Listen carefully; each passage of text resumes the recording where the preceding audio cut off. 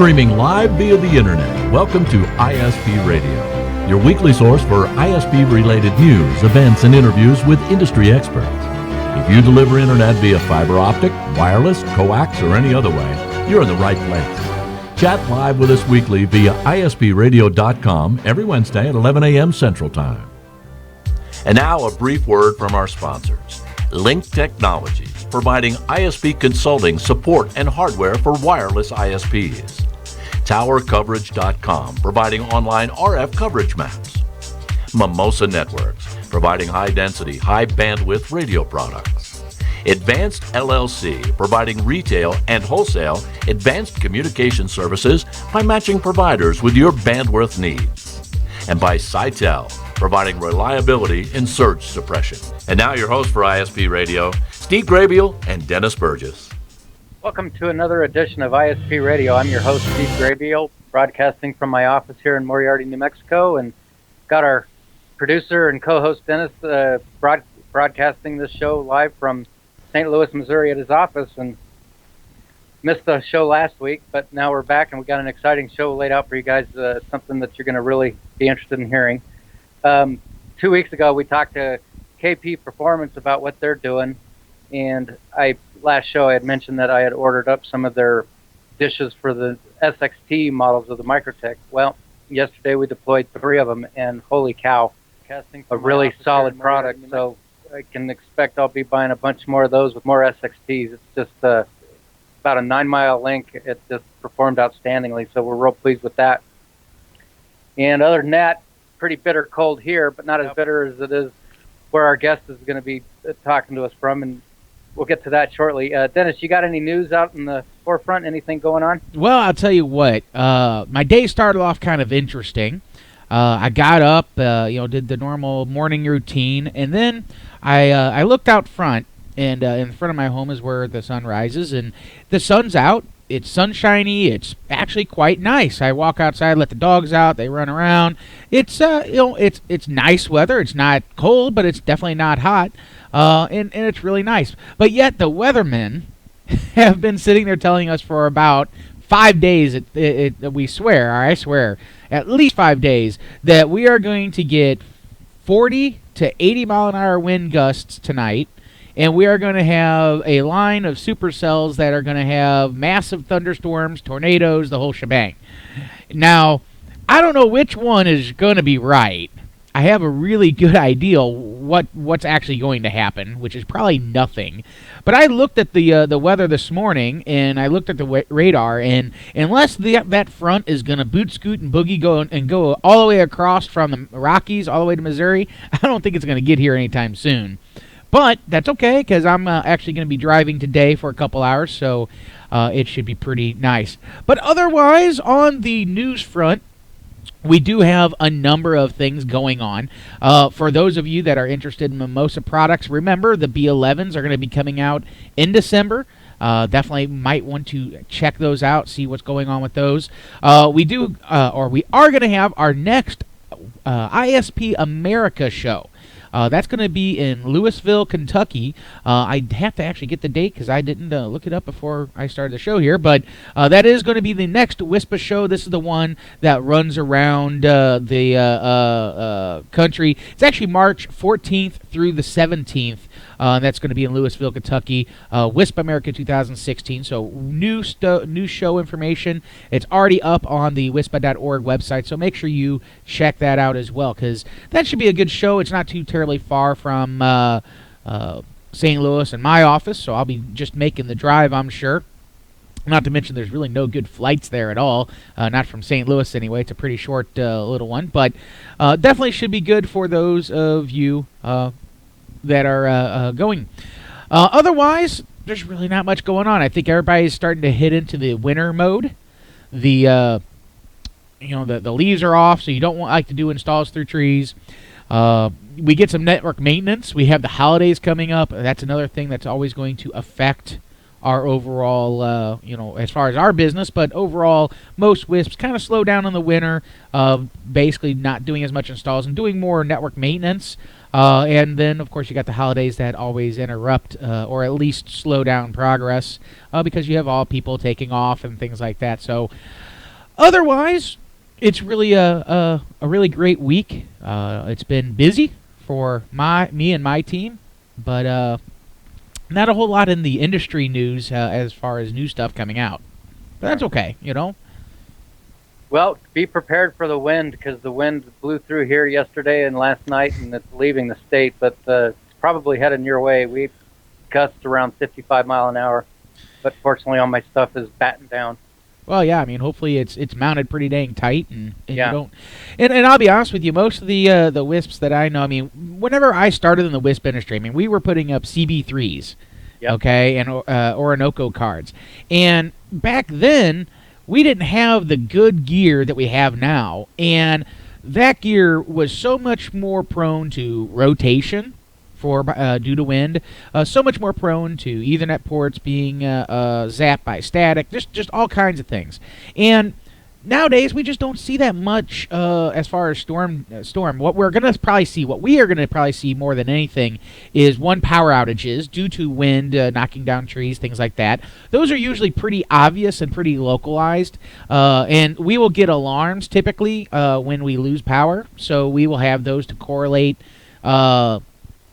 Does the site's offline now? Did we get an alarm prior to that stating that it lost power? Something that we do a lot. Now, I'm just going to give this a little, maybe not trick, but a little tip for a lot of people. What we do is now we use the MAPs, MAPs, which is a Microtech access point. Those things are $29. But what we do is we take one of those, we put an IP on it, and then we plug it into the network at each of our repeaters, things like that. We don't even turn on the AP, really. All we're using it for is an IP address. But the difference is that IP, that unit, is plugged into the surge suppression side of our UPS only. Or it's plugged into the utility power or a power strip versus being a battery-powered PoE, like a backup buddy, or an actual UPS on the battery plus surge side. In that unit, we put it into our DUDE, we put it into our monitoring system, and it specifically just says power. Is there power at that location? And usually what we see is we'll see that unit will go off, and then a few hours later, the rest of the site will go down. So it's very obvious to us they lost power, and Right. the batteries are dead. So something really, really simple that a lot of people don't think of, that the cost of that is $29 in all reality. So you can definitely do something very, very, very simple and inexpensive to be able to monitor power at sites if needed. And proactive. And you bring up a great point that I want to throw out there. We come back from Wispalooza, and I bought a couple of mimosas and a 3 or 4 Netonic switches. And by putting that extra load on a solar site, I brought the place to its knees and trashed a couple of batteries. But we added more batteries, got the system up and running the way it's supposed to. And so basically what you're saying is you're like SNMPing the voltage information from that map. Is that what you're saying? We don't you'll be able to chart it? Well, we don't even. I mean, you could do that, but we don't even do that. That's not the point. The point is it online? Is that IP online or not? Yeah. And if it's not online, then but the tower site's online, that means that unit does not have power because we plugged it outside of our battery system. Yeah. And you'll see it go down eventually. I guess my question to you, Dennis, and this was a question I was looking for answers for, is at that solar site, I want to chart the voltage, and I'm trying to get the OIDs from the Netonic stuff so I can SNMP it to see when those batteries start going bad, before we have a catastrophe. You know what I'm saying? Gotcha. Yeah, but there's definitely you could. The only problem with a Microtech charting that is typically the Microtechs that you're going to be charting on that, let's say, whether it be PoE or the barrel plug, usually they have a voltage range of something like 10 to 28, 29, 30, right? Mm-hmm. Or 27. And the problem is, especially in charging systems, is typically you'll sit there and have the charging system bump the voltage up to like 30 if it's a 24-volt system. Mm-hmm. Right? During charging. Right. And the problem is that's outside the range of the voltage acceptance for a Microtech. So what happens is the Microtech locks. Right. It's over voltage. The over voltage protects it. So it locks. So then you don't get that data. You would much be better off to get like one of the digital logger boxes that specifically have a voltage probe, and that you can.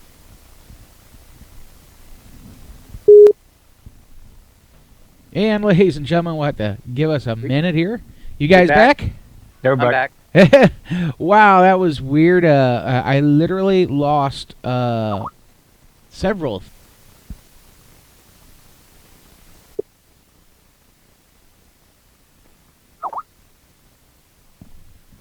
All right, you guys still with me? Yes. Yeah, we're here. I have no. I don't know if it's my computer or something else, but the show will go on. How's that? So with that being said, let's yeah. move on with our guest, Yeah. officer for COS Systems. And he was talking about, and he wrote on his card here, fiber hoods, sell before you build. That really was interesting to me. And I got to thinking of an application, so I called them up, and they got back with me. And we're fortunate today to have on our show Bjorn Wannman from COS Systems. He's the international business developer. Now, they're out of Sweden, so he's about 9 to 10 hours ahead of us in the pitch black dark where it's colder than hell, I imagine. Yeah, it is. But anyways, I called them up, and Bjorn talked me through about their product and their offering. And honestly, guys, I think it's outstanding. I'm probably, well, not probably, I'm going to sign up with this later today.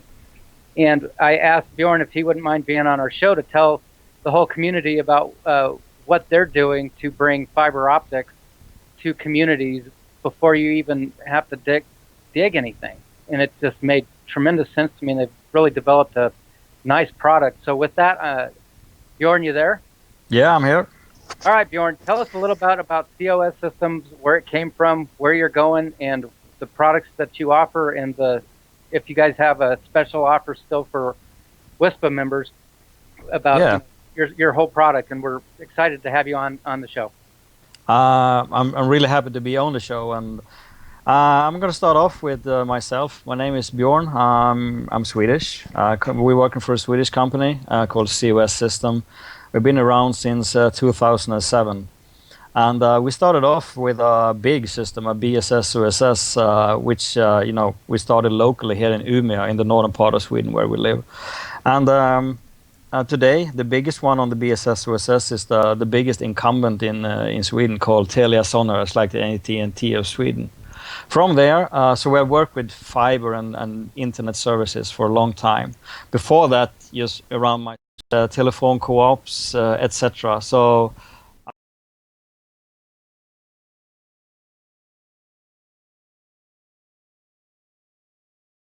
But I don't know. If I get the opportunity, I would love to show you a presentation of.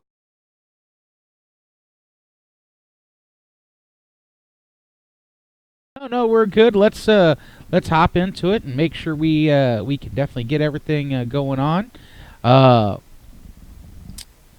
Beautiful. Do you see my screen? Yes, sir. Yes, sir. We have it. Okay. This is what we're going to talk about. We're going to talk about this tool that you can show the end customers long before you have started building. So it feels good for the customer. He can read about the project. He can do survey. He can do sign up. And eventually you as network owner, when you go and build a tower or the FTTH, you already have the customers, you have the revenue, and you know that you're going to invoice customers from day one. So that's what I'm going to talk about. I thought I had it up.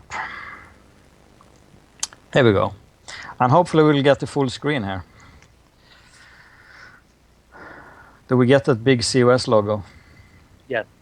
Great.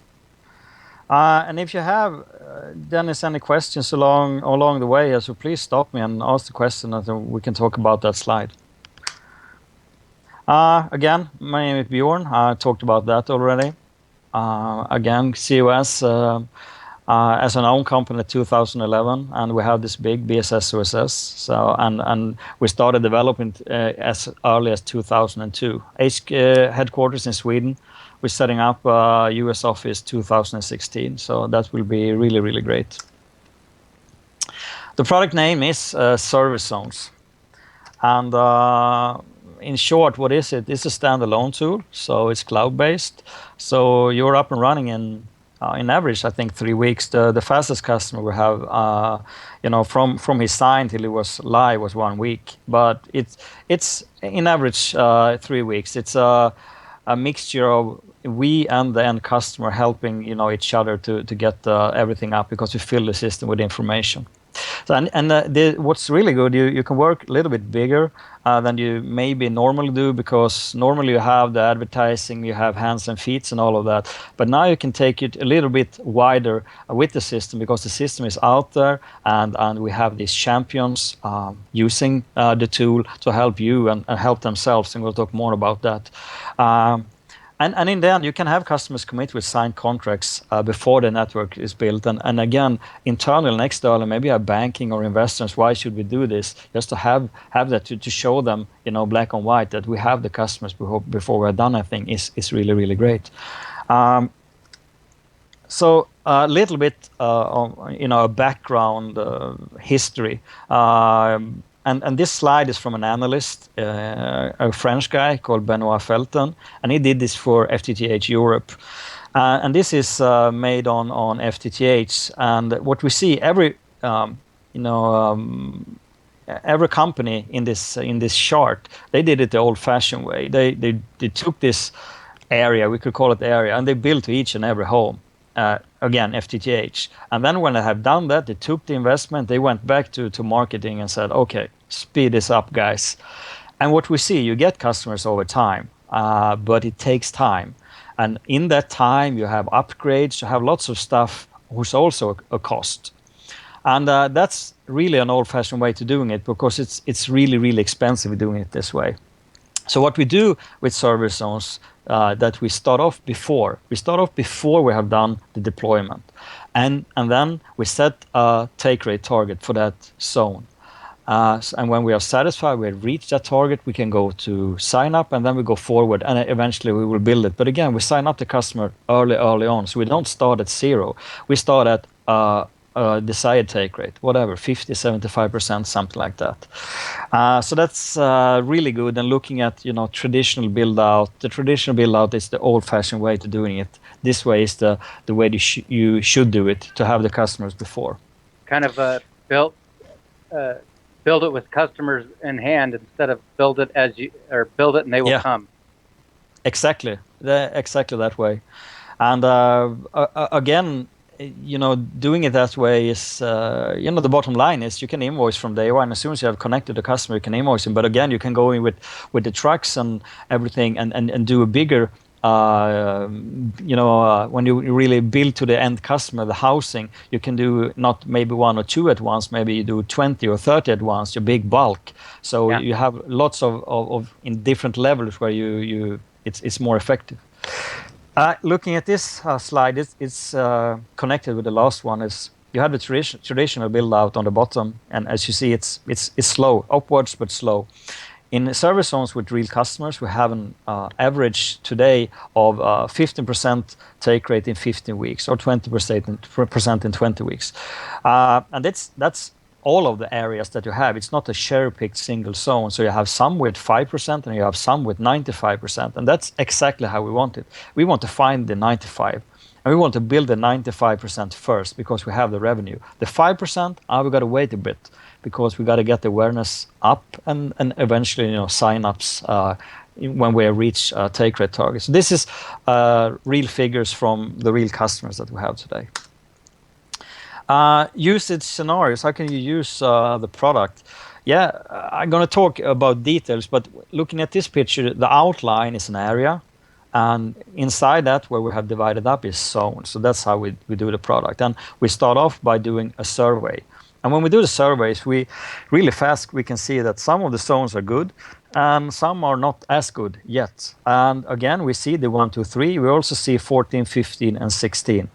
And this is the way we can, if we want, we can use this information like, okay, we start off with 1, 2, 3. You can, of course, you can build number 8 also, but you know that 1, 2, 3, it's good. You have customers, you have everything that you want there, and you have revenue. So this is, with the product, you can plan the optimum build-out order. But you can also use it like this. You have an existing network and you want to upgrade. you want to upgrade your wireless network to the new good hardware. Maybe more pricey for the end customers, and it's a cost for you. So you want to know before you put in the equipment that the customer really wants this. So you can do a zone in the existing, in where you have the existing customers, and you go out and tell them, okay, we need, for example, 30 customers, and when we reach that number, we are ready to upgrade you.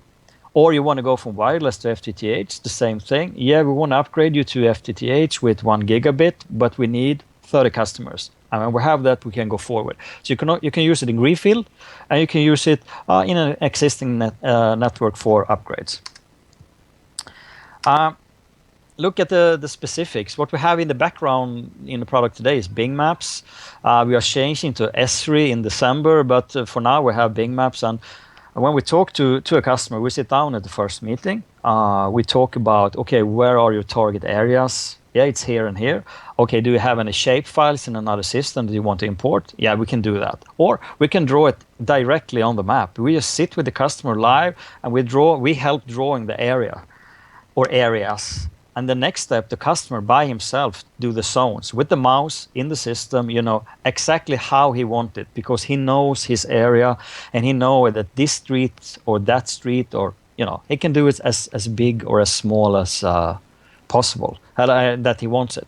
And so we have areas, and then we have zones.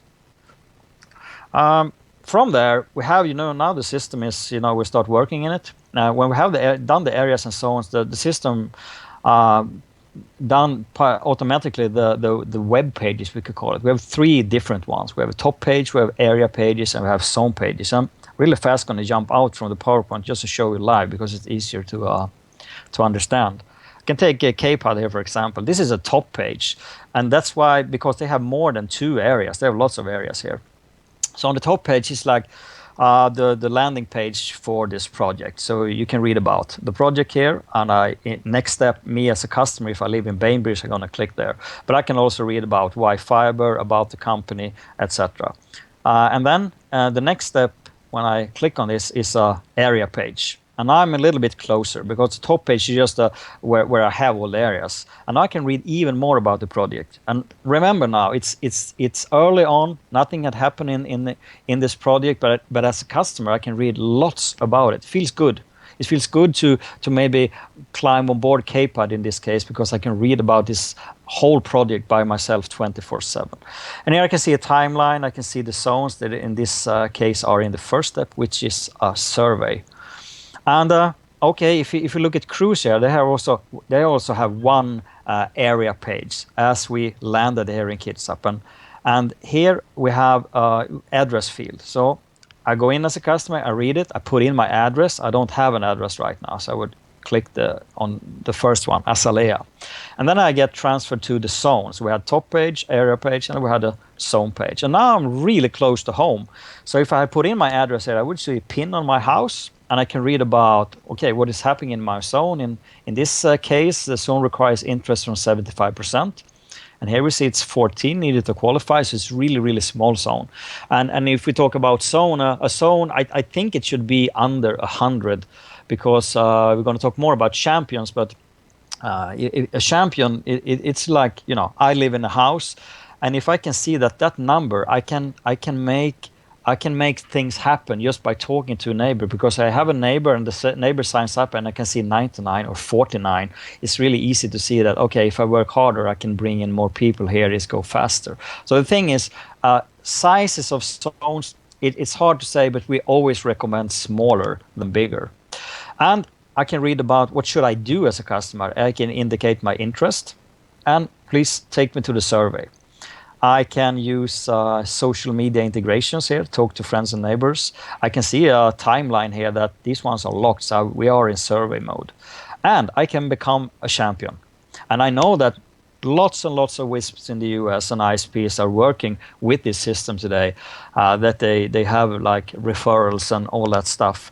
But it can be messy to keep track of, and do we have it in Excel spreadsheets, or what's happened when that champion brings in another customer to a network that is not built. So we think it's going to help WISPs and ISP out there also to help to keep track of of the champions and make it easy for them to start working.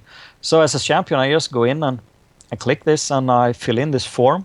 I fill in a little bit about myself, a picture, and I click save. And when I do that, I get transferred to the network owner, and they can do it automatically. You can get okayed and get to be live on the site like this, or you can have the network owner said yes or no. So that's about the top page, the area page, and the zone page. And again, a very important thing is that this is really good because it's for the champions. They can refer to this site instantly. They can talk to the neighbor, go to this site, do the survey, and the neighbor can do the same. So it's a really that's a really good thing. You speed everything up just by having the end customers can talk about them and can show them this live site where their neighbor can read about this project by themselves. Any questions right now? So they read about the site and then they sign up and then they're automatically a champion, and then they can log in to see get 7 more on the street, and then they go door to door and tell these people, hey, I want fiber in this area. Would you sign up with us? Yeah, exactly. That's exactly. Okay. And everybody isn't a visible champion like with pictures. Somebody is like passive champion. So, but the thing is, when you have this kind of tool, you have the active champions. It's really good. But the passive champions, they aren't champions on the site. But it's easy for them to just talk to a neighbor and say, go to that site. So you have, I think, in the end, more champions because everybody doesn't want to be visible. Somebody just want to be in the background. Right. That's about portals. And a little bit, a detail again about the zone page, which is really close to the customer. The status is up here, and so they can read about exactly, what is happening. Are we far from the goal, etc. Progress bar again, you can see which phase you are in. Inform customers, as you see down here. If you, on the first step, you set the default message to all zones. But eventually you want to have specific information on a zone level. It may be a delay or something else. So you go in by yourself as a network owner, customers of ours, and do it by yourself. So this is really a product. I mean, we're not a consulting firm that we want to change this text, then we help you after 3 weeks. You do it by yourself as soon as you want to do it in the CRM, and when you click save, it's live up there. So it's also really good. It's self-service for our customers, the network owners. And then you have social media integrations. You have the champions visible. And it's really easy for the end customer to understand, what should I do? So we have these triggers for the customers so they understand that they have to do something. And they see the info, they see that they're going to do a survey, they see the goals. So that's how we have built up the portals. And we have everything up. What kind of customers can we reach? We can reach any type of customers, because in the survey phase, we ask the customer, what kind of customer are you? So if it's a single family home, they click single family home and get the survey questions. And also, as a network owner, you put in all the services with the correct price. So the customer can, in an early phase, see, okay, what kind of price is it going to be in this zone? And you can have more than one. You can have 10 if you want to. And then you can see which one is the most popular. And then when you go to sign up, maybe you have 3 of those 10 are the most popular. So you choose them because the customer really wants those services. Again, the same thing. If it's the business coming in, they choose business and they get the business pricing and they answer the question. So you can reach any type of customers. Don't have to worry about, it's the wrong price for the business. You always get the correct price to each and every customer. Champions, we talked about them, and they are for real. I mean, they are out there, and they are basically a champion. Why do they do this? They do it for themselves because they want a better connection. They want to play games. They want to work at home.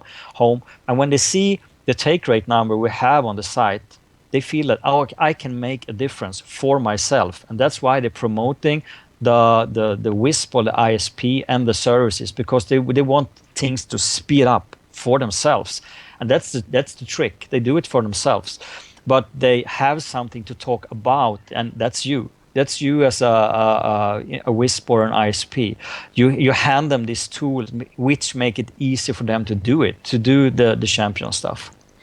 And looking at real numbers, this is from 10,000 survey responses from our tool. So what we see in the lower right, we see that word of mouth, light blue, nearly 75%. So nearly 75% of 10,000 survey responses were word of mouth, which is neighbor, friend, social media work, or from a champion.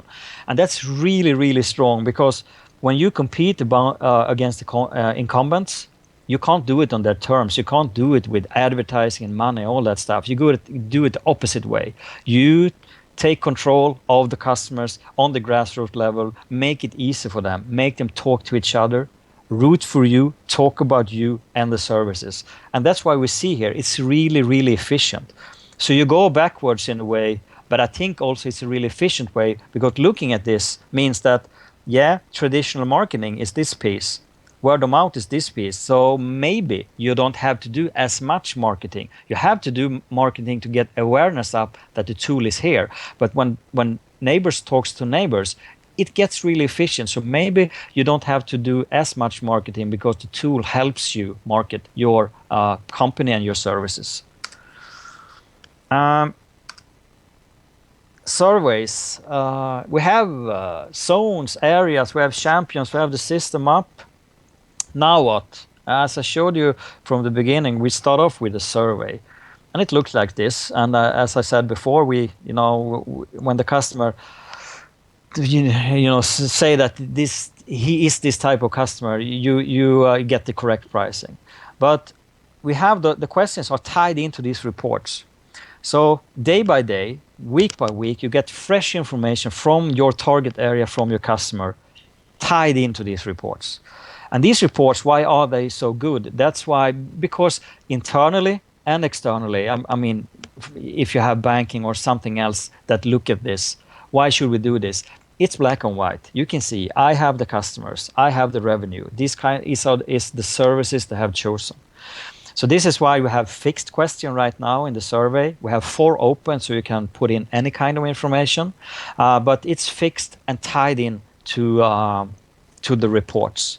And a detail, if you look at the report on top here, competitive landscape, we also fetch the current customer's IP address. We ask the customer, are you doing this survey at home? If yes, we fetch the IP address. So all the questions are tied in to maybe a Comcast. And when I talk about that, they're going to show you, again, real figures from the system. Because when they do the survey, and this is from 5,000 surveys in the US from our system, you see that in this case you have this is Comcast and this is AT&T, the 2 biggest one. And these customers, the information that you get as a network owner is this. And this is, your customers talking to you and giving you this information. So we read on top, satisfaction with speed of current connection. They aren't so dissatisfied as you could think. So, okay, how can I use this? Maybe it's that way that they don't notice the difference between speed and speed because they have an internet connection and that's all good.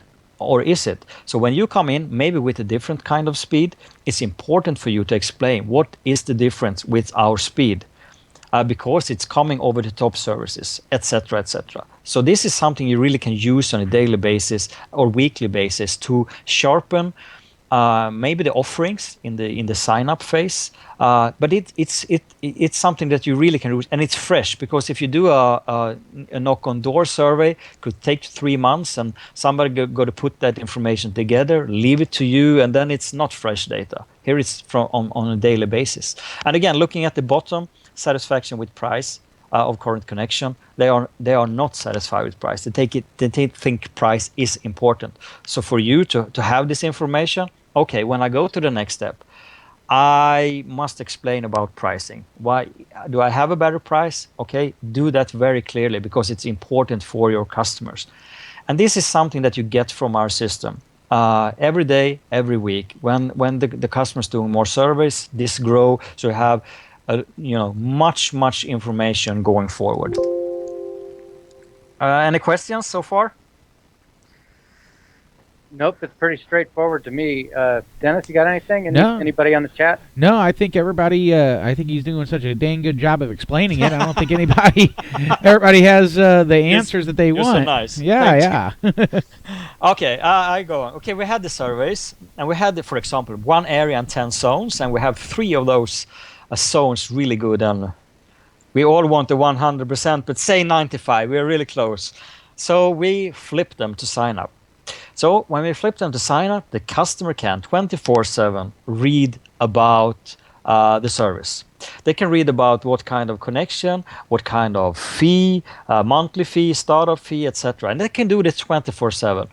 And what's good with this? What's good with this is that when you grow, when you expand, you go bigger, you reach more customers. More customers can maybe mean that, okay, your customer service, everybody going to phone in about these new services. They don't have to. They can read about it by themselves. So you can go bigger and don't have to worry about staffing up on the customer service side. They can just, point to this site and say, go there, read about your area and your zone. You have the absolute correct information. So this is also really good for the end customer. They can do it by themselves when kids have gone to bed, read everything about it. It's self-service for the end customer.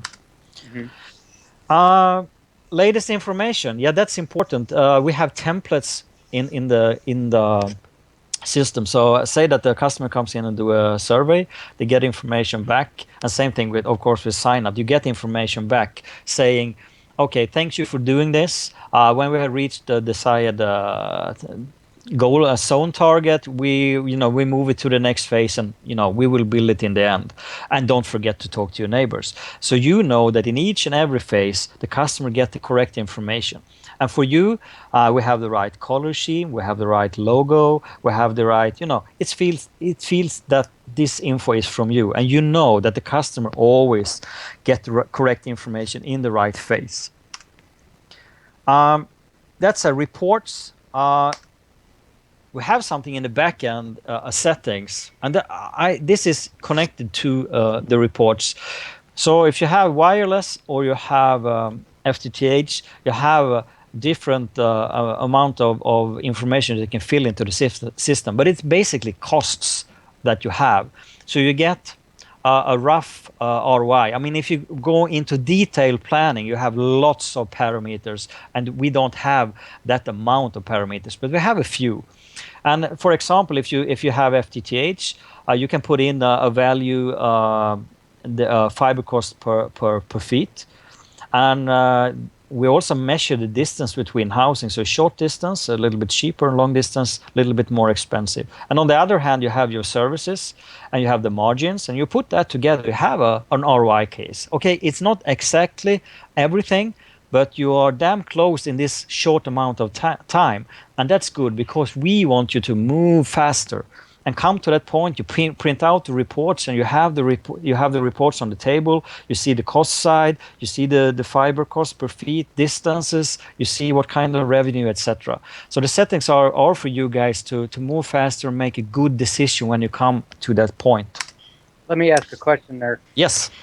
These parameters that you guys set up, you said you've got a good grasp on what it takes to build something out. And of course, there's parameters that are unforeseen. But once this is set up and you get all the costs developed, is this a report you could take to an investor or group of investors or a bank to show them, I've got these number of people that want to sign up. This is what it's going to cost to build the entire network out, and this is what it's going to cost to build each zone out.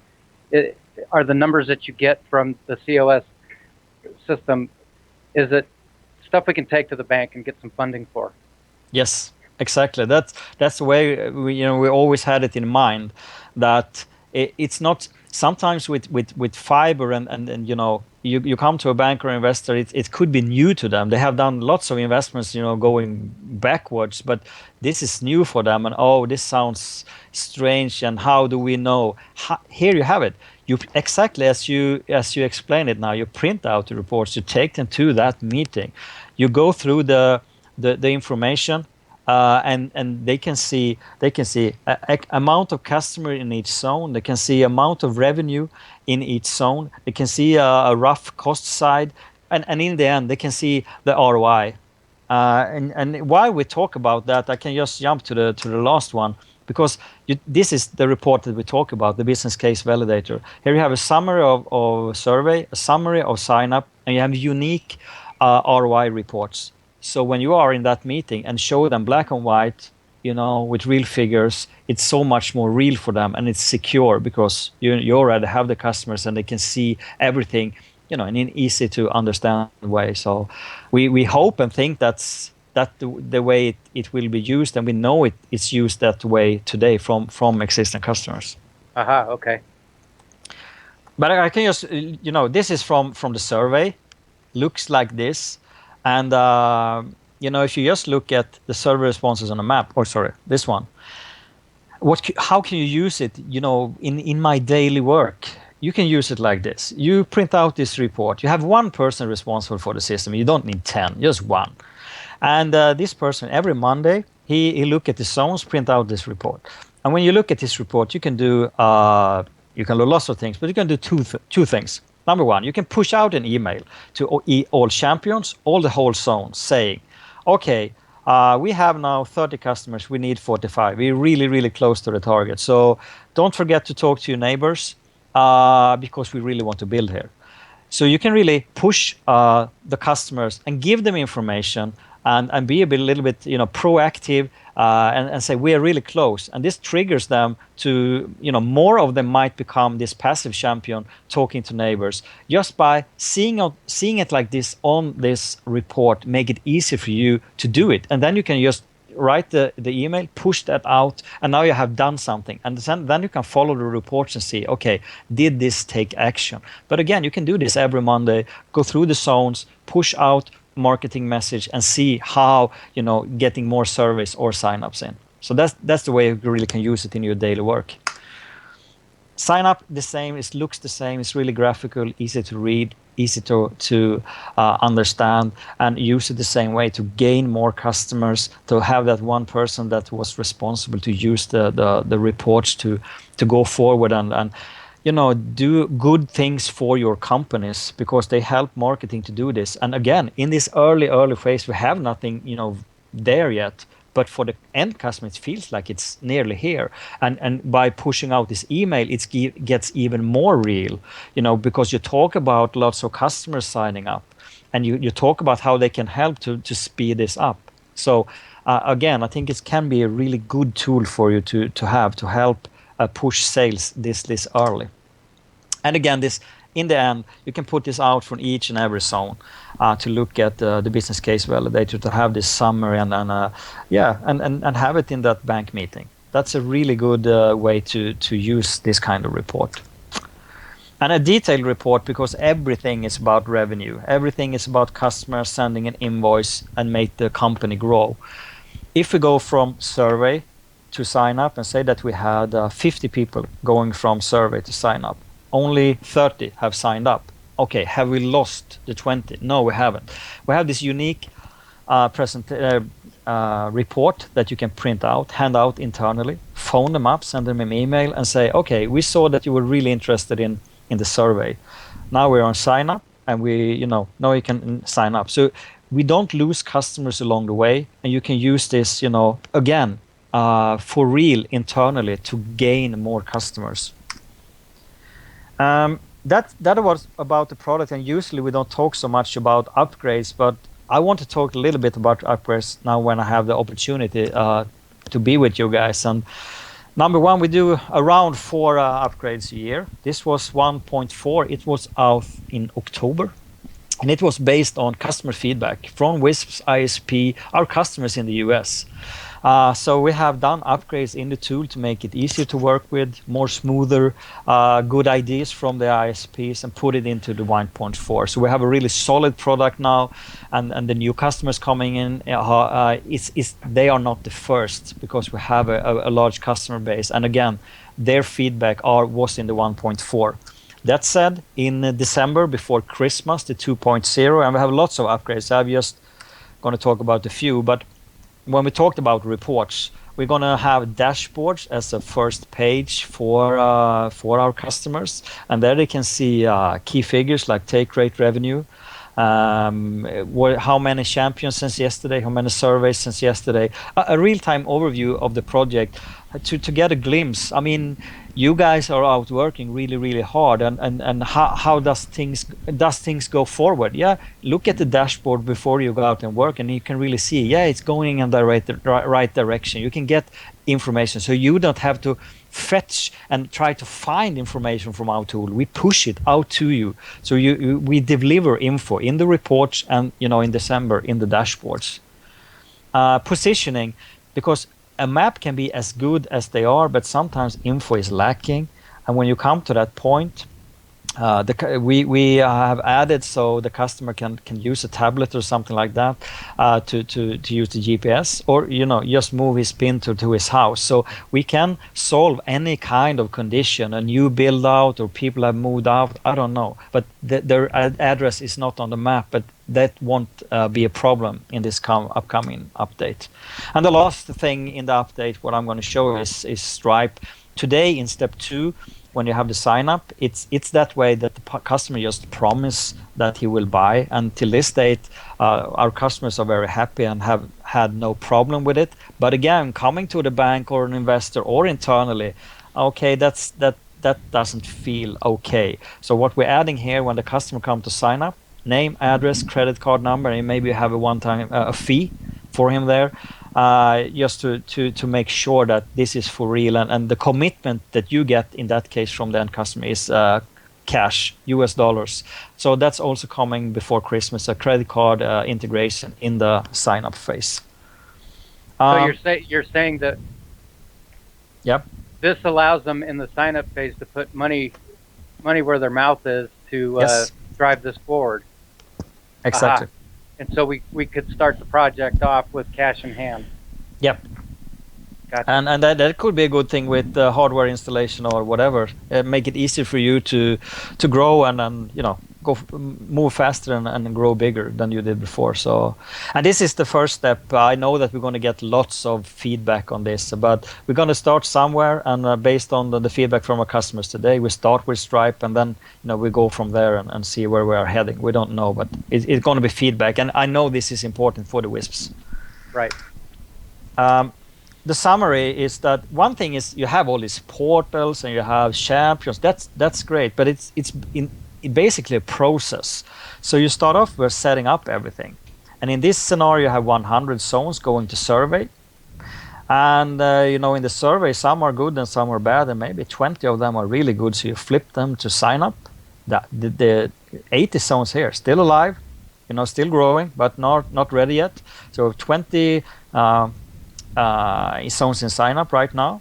And over time, you see that some of them are really good. And then I didn't show you that one. But we have a deployment router. It's based on the cost side, where you can see the shortest distance between the houses and all of that. So you can compare, in this case, 5 zones and say, 2 or 3 of them are really good. But in the end, you have one zone. When you take the business case validator and you look at everything, yeah, this is good, and you put your expertise, your human eyes, and your knowledge into to the report, and then when you go forward, you really know that this is good for us as a company.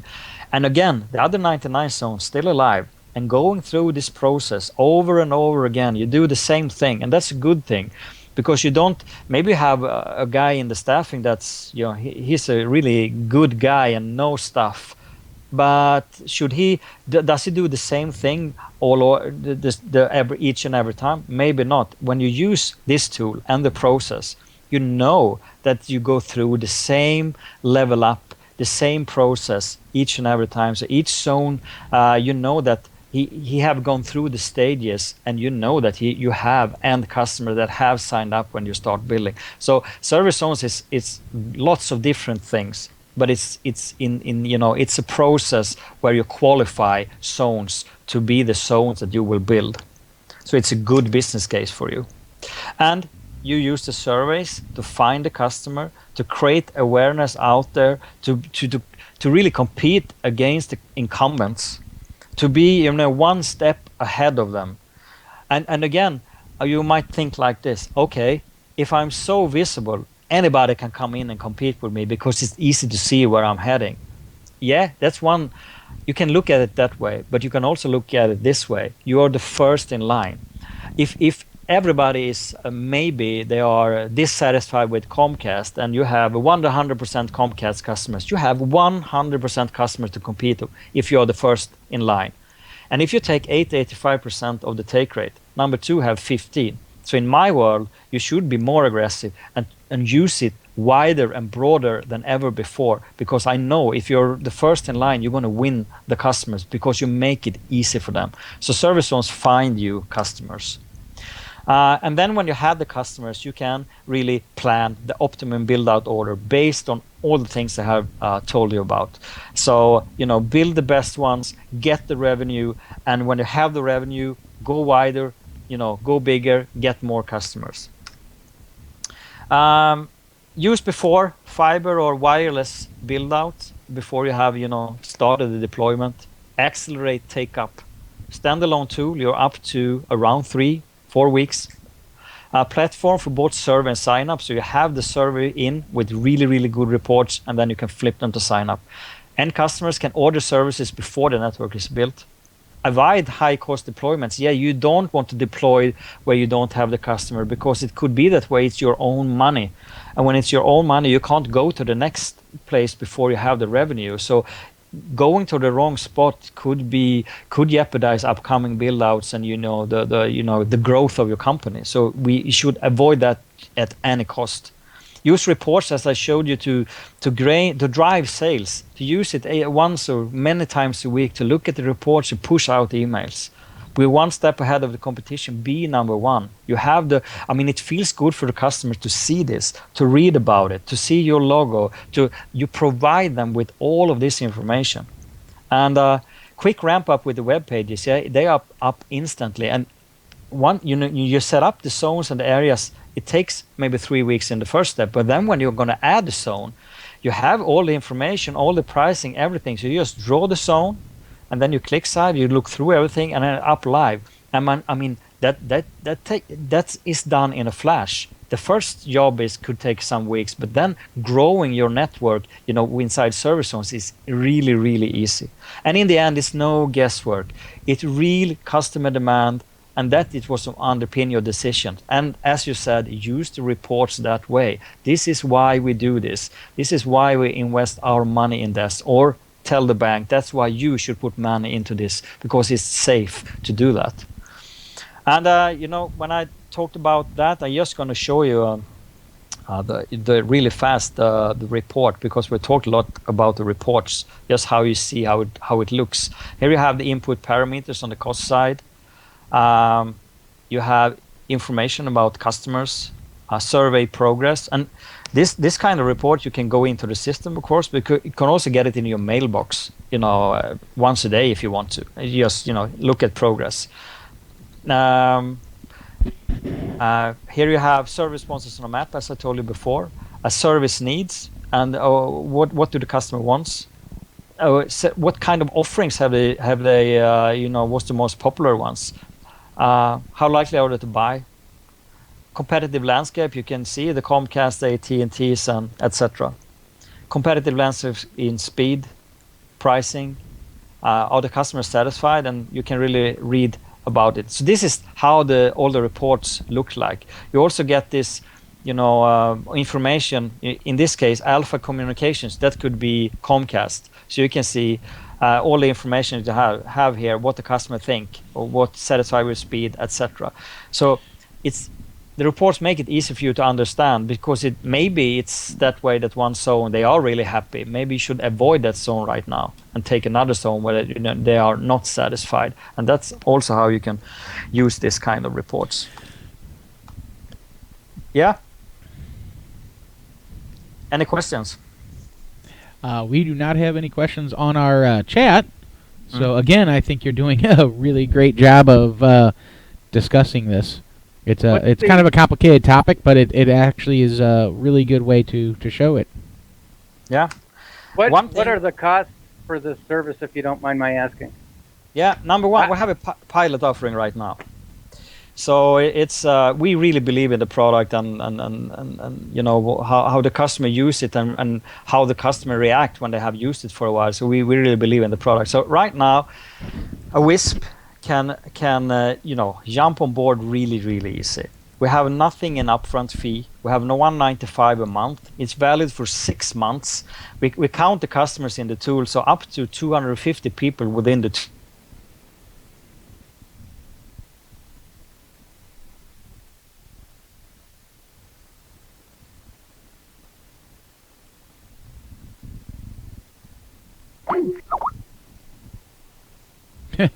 Well, it looks like we're back. Hey, there he is. Yeah. I'm telling you, Skype isn't our friend today. Well, he's halfway across the globe too. Yeah, I mean, I understand. Yeah, but I just you know in the end, 195 a month is it's the pilot offering, and then from there we always talk with the customer. Are you satisfied? Do you want to go forward? How does it fit with the ordinary pricing? But we've tried to make the pricing reasonable for WISPs and ISP. And looking at today, we have lots of WISPs signed up and lots of WISPs coming right now and going live in a couple of weeks. So I think we are sort of in the right range. But again, to try it out, it's a good price to try it out. And is it like I explained here? Maybe. And you know the customer can really feel it for themselves if it's the way that I have presented it in this presentation. So you know 195 is where we are today in the pilot offering. Well, right now I don't have so much more. I've gone through you know the presentation, and I hope you guys I did a okay job so you understand everything. I think it was a great job. I think a lot of people understood it, and I think this is really great information. We hope that you know you and your customers as well, and potential customers can even review back to this video in on ispradio.com, and you can just say, hey, if you want to see that presentation, you know it's a really great presentation, and I think a lot of people will enjoy it. Steve?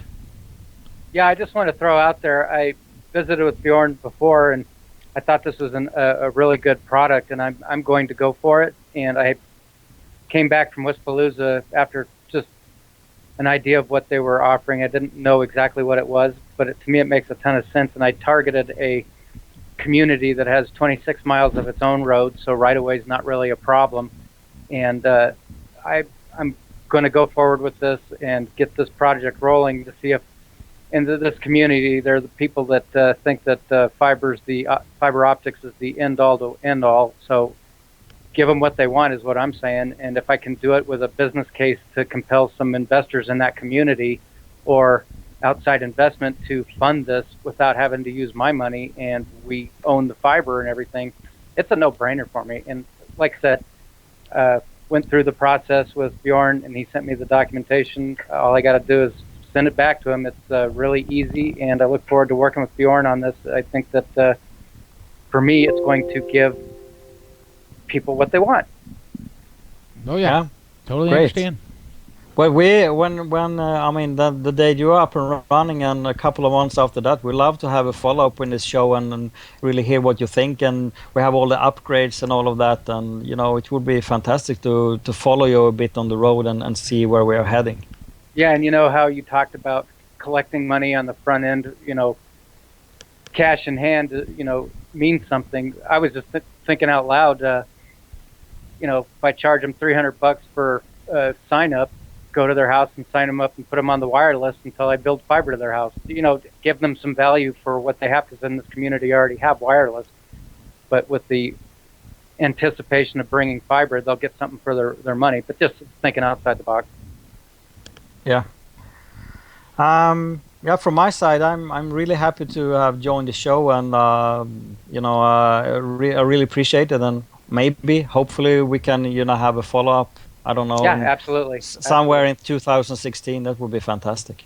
For sure.